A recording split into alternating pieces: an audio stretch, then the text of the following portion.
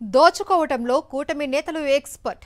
అధికారం తమదే కాబట్టి అందిన కాడికి దోచుకొని దాచుకోవటానికి ఎగబడుతూ ఉన్నారు. అందుకోసం తెలుగు తమ్ముళ్లు కుమ్ములాటలకు దిగుతున్నారు. పంచాయతీ ఎంతకీ తేలకపోవడంతో కోర్టు మెట్లు ఎక్కి న్యాయ పోరాటానికి దిగారు. ఓ పక్క కోర్టులో కేసు నడుస్తుండగానే ఇది తేలే పనిలా కనిపించడం లేదు అని క్వారీ దగ్గరే అమీతుమీ తేల్చుకోవడానికి సిద్ధపడ్డారు.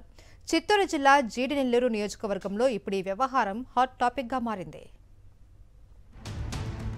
చిత్తూరు జిల్లా గంగాధర నెల్లూరు నియోజకవర్గం పరిధిలోని ఎస్ఆర్పురం మండలం దుర్గరాజపురం పంచాయతీలో ఉన్న క్వారీ గురించి తెలుగు తమ్ముళ్లు కొట్లాడుతున్నారు. అగ్రిమెంట్ల విషయంలో ఒకరిపై మరొకరు ఆరోపణలు చేసుకుంటూ కోర్టుని సైతం ఆశ్రయించారు. సర్వే నంబర్ 201/1 పరిధిలో 1.98 హెక్టార్ విస్తీర్ణంలో గ్రానైట్ క్వారీ గురించే తెలుగుదేశం పార్టీ నేతలు అమీతుమీ తేల్చుకోవడానికి సిద్ధపడ్డారు. తమిళనాడుకు చెందిన మణినాయుడు కుటుంబం 2017లో ఈ క్వారీ గురించి దరఖాస్తు చేసుకున్నారు. క్వారీ వీరి చేతికి వచ్చిన తర్వాత కరోనా విజృంభించడంతో మణినాయుడు అతని పెద్ద కుమారుడు మృతి చెందారు. చిత్తూరుకు చెందిన గుణశేఖర్ నుంచి 20 లక్షలు తీసుకున్న మణినాయుడి పెద్ద కుమారుడు భార్య జయశ్రీ జీపీని ఇచ్చారు. అప్పటి నుంచి గుణశేఖర్ క్వారీని నడుపుతున్నారు.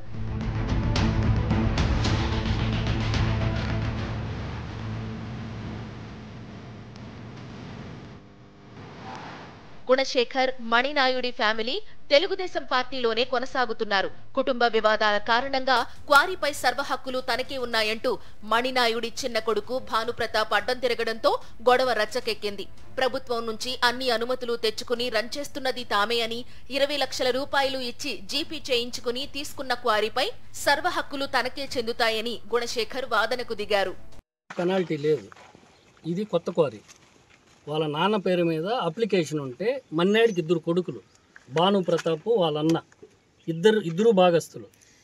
ఇద్దరిని కలిపి నేను క్వారీ టోటల్ అప్రూవల్స్ అన్ని గవర్నమెంట్ దగ్గర నుంచి నేనే తీసుకొచ్చాను. నాకు తీసుకురావడానికి రైట్స్ అంతా భానుప్రతాప్ వాళ్ళ ఫ్యామిలీ మెంబర్స్ ఇంకిద్దరు వాళ్ళ అన్న భార్య అన్న కొడుకు ఇచ్చారు. అది కాదో లేదో అడగమని చెప్పండి. క్వారీకి అసలైన యజమాని తన తండ్రి మణినాయుడు అని, ఆయన మరణం తర్వాత క్వారీ వైపే రాలేదని, న్యాయంగా క్వారీ తనకే చెందుతుందని భానుప్రతాప్ చెప్తున్నారు. గుణశేఖర్ అక్రమంగా క్వారీని స్వాధీనం చేసుకున్నారని, ఈ విషయంపై ఇప్పటికే కలెక్టర్ పోలీసులకు ఫిర్యాదు చేసినట్లు వివరించారు.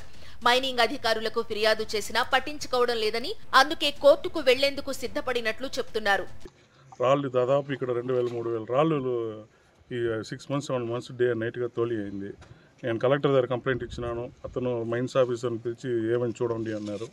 మైన్స్ ఆఫీస్కి పోయినాను, లోకల్ పోలీస్ స్టేషన్కి పోయినాను, ఈ కాన్స్టిట్యూషన్ ఎమ్మెల్యే గారు థామస్ గారు ఎమ్మెల్యే గారికి పోయినాను. పేపర్లు చూపించినాను. సార్ నీకు అన్యాయం జరుగుతూ ఉందంటే అతను మీకు పేపర్లు కరెక్ట్గానే ఉంది కదా, నాకైతే ల్యాండ్ దగ్గర నుంచి ఫోన్ వస్తూ ఉంది, ఏం చేసేది తెలియదు, మీరు పోయి దిగండి, నేను చెప్తాను, సపోర్ట్ చేస్తాను మీకు పూర్తిగా అట్లా అంటాడు.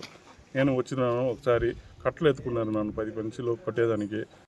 అటు భానుప్రతాప్ ఇటు గుణశేఖర్ తెలుగుదేశం పార్టీ నేతలే కావడంతో కూటమి పెద్దలు ఎటూ తేల్చలేక ఇరకాటంలో పడ్డారు. ఇప్పటికే విషయాన్ని రోడ్డుకెక్కి రచ్చ చేయడంతో ఇక కోర్టులోనే పంచాయతీని తేల్చుకోవాలని సలహా ఇస్తున్నారట కూటమి పెద్దలు.